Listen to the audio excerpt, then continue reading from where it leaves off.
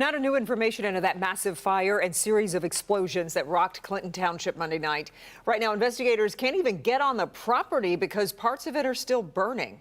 The fire department says 2 million gallons of water have been used to try to put that fire out. Yeah, it comes as people continue to find all those canisters that went shooting into the air like missiles. Priya Mann live on this story for us. It is still a real mess out there days later, Priya. Oh, that's right, Devin and Kimberly, and wait till you see the drone for video. You mentioned 2 million gallons of water. Officials are also hoping all this rain will help quell some of those hot spots. If you can see behind me, those are federal agents. They have spent the day on the ground. Also want to draw your attention to the row of canisters. You mentioned that they were propelled like missiles into the air. Well, wait until you find out how far away some of these canisters were collected. You can see the smoke rising from certain areas. Drone 4 shows the massive undertaking ahead in Clinton Township. The blast site is still too dangerous for investigators to sift through. The major issue we have is obviously the structural steel. You can only imagine how heavy that is. Obviously, heavy equipment's going to have to get in there to start picking that apart so we can get to the bottom of what's going on there. It might be a process of removing steel, letting the area cool down, applying water. Under those beams are unexploded canisters, some filled with the highly flammable chemicals butane or nitrous oxide. Hazardous materials in quantities township officials say should never have been stored at the facility. We will find out through our investigation what happened, who did it, who is responsible, and somebody will be held accountable. A stunning development today. Debris from the blast site was found up to 2 miles away from the facility. Now federal agencies, including the ATF and the EPA, are on the ground.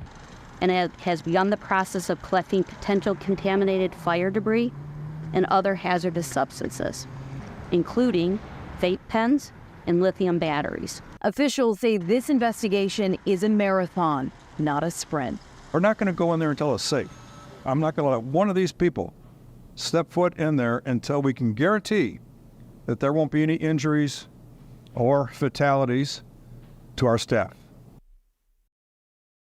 And this is certainly going to be a lengthy investigation. Officials saying they will likely start to get onto the actual property where that building is by next week. And you can see behind me, you see a burnt out car, you see a shell of the building. So there's not a lot left here on the exterior, but boy, it is going to take a long time to kind of clear out what's inside. Also want to draw your attention across 15 Mile there. We've also got a QR code up on your screen right now. That's for businesses or for homeowners with damage. We saw crews working on the roof of that building across from this facility, patching up the roof there. That QR code, you can scan it right now and it will take you directly to the website where you can self-report any damage. There's also a phone number on there if you see any of those metal canisters. So again, this is going to be a lengthy investigation. And you know, officials also said that Pete Lucido's office, his major crimes unit, is also ready, standing by as this investigation plays out to see what charges could be coming.